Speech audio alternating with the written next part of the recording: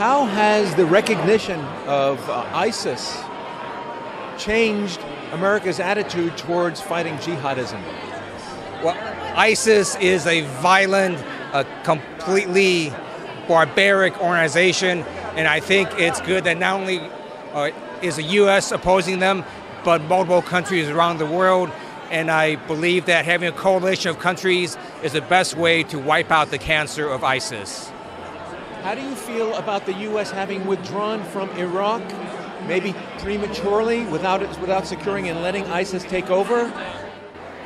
Well, the U.S. is helping Iraq defend against ISIS. Obviously, I and others, don't have access to classified information. I don't know what the U.S. knew or didn't know at the time of the withdrawal.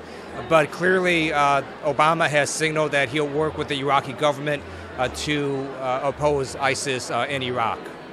Do you feel that Israel would be safe from the Palestinians who have demonstrated a hostility towards letting Israel be safe?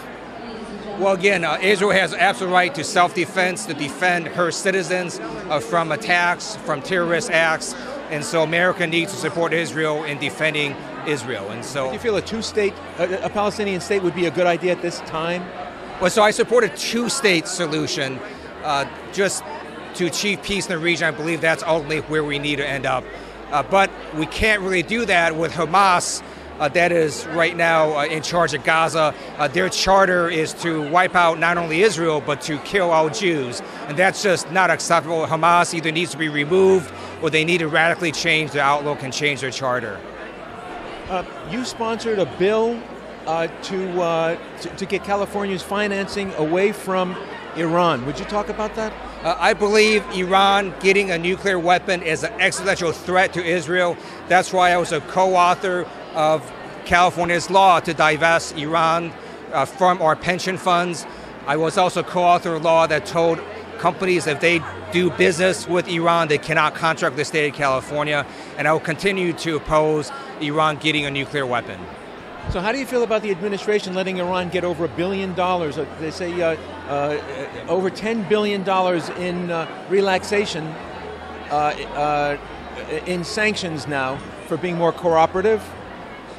So my understanding is that the administration is trying to negotiate with Iran to see if they can get rid of their nuclear capacity for weapons and have a civilian transition. I don't know if that can be done or not.